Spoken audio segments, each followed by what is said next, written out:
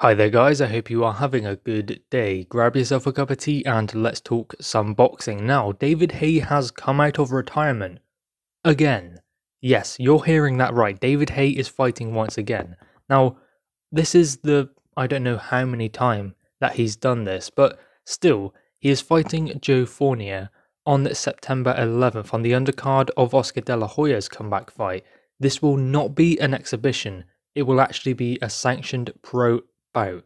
So this will go on to his professional record, and his last two fights obviously were defeats to Tony Bellew.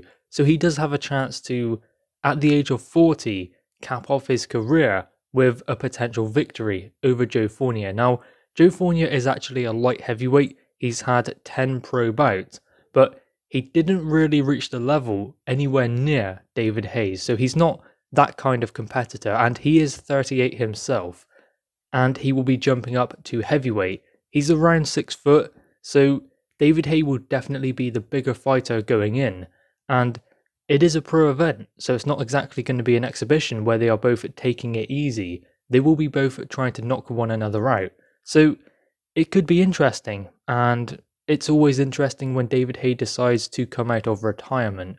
This now takes the card to Oscar De La Hoya versus Vitor Belfort. We have Addison Silva versus Tito Ortiz, David Haye versus Joe Fournier, Andy Vences versus John O'Carroll. So the card is coming together for Oscar De La Hoya's comeback. I would imagine that being on the undercard of Oscar De La Hoya is a deciding factor in David Haye deciding to come out of retirement.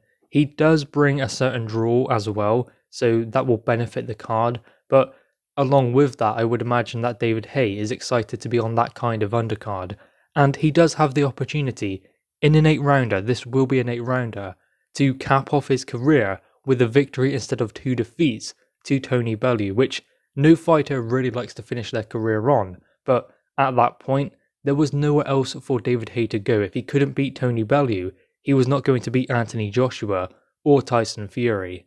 Now, I do not expect David Haye to suddenly believe that he can start winning world titles once again. I don't think that that is what this is, because if that was the plan, he would have done it long before.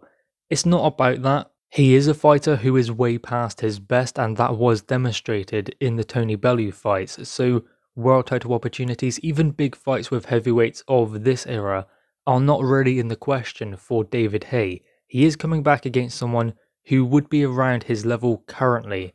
I mean, this guy has never reached the levels of David Haye becoming a world champion, but at this stage for David Haye, if he still wants to have a fight, then this is the kind of opponent he should be facing.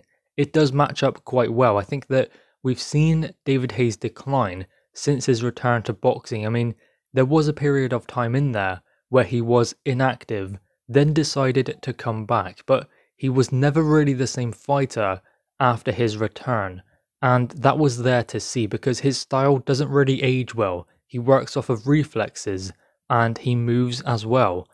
That doesn't really work well when you start getting towards 40 years old. After having the career that David Haye had, the training sessions that he put himself through, those things all caught up with him in the end. That kind of style never ages well in boxing. Then you look at Vladimir Klitschko at 41 years old, in there with Anthony Joshua, and up on his toes for 11 rounds. I mean, there was a moment where he got tired, but still, he's shown incredible endurance in that contest at 41 years old. You can see the difference in styles, and that Vladimir Klitschko's style actually ages a lot better than David Haye's.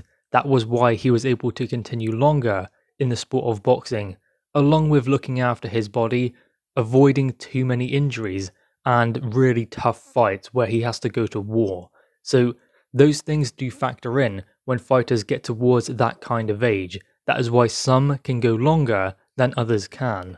When it comes to Joe Fournier, he's actually a fighter who signed with Haymaker Promotions, so he was working with David Haye during his pro career, and he fought on the undercard of Jake Paul versus Ben Askren.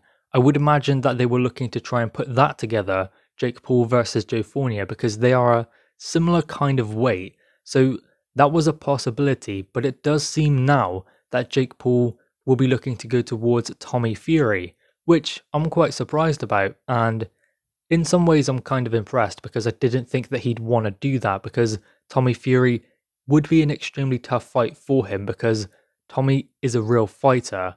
So that could be a tough event for Jake Paul, and Jake Paul has actually signed with Showtime, and so has Tommy Fury on a 2-fight deal. He will now be fighting on the undercard of Jake Paul's next fight. Then I would imagine they are looking to put together Jake Paul versus Tommy Fury, provided they both win. So that is the direction they are going in, which means Joe Fournier won't be going for Jake Paul because, you know, they have that dynamic there. I'm surprised that he's getting in with David Haye because they are friends, and David Haye did look after Joe Fournier during his 10-fight or 9-fight pro career, because I don't believe that David Haye was involved with his fight on the YouTube event. I'm surprised it happened, and I'm surprised that David Haye is coming out of retirement once again. I would imagine, as I said earlier, it is something to do with being on an undercard of Oscar De La Hoya in the States as well. Just a big event that does draw David Haye to it. And if they put a paycheck on his table, he's not going to say no, especially if they put him in a fight where he knows he can win. He knows this guy, he knows what he is capable of. He knows that he's been a world champion in 2 different weight classes, unified at cruiserweight, and this chap he's fighting has had 10 pro fights and hasn't got anywhere near the level that David Haye has gotten to. So therefore, it should be a good pay package, and it should be a fight that he is well capable of winning when he gets back in the ring for this contest. Anyway, guys, what are your thoughts on this? David Haye coming out of retirement once again at the age of 40 years old. He will be a lot lighter this time around because he is fighting a smaller opponent, so he's going to be the bigger man no matter what happens. That is one thing I didn't agree with in his comeback. He was bulking up, he was trying to be the bigger man. That is never going to happen for David Haye in the boxing ring.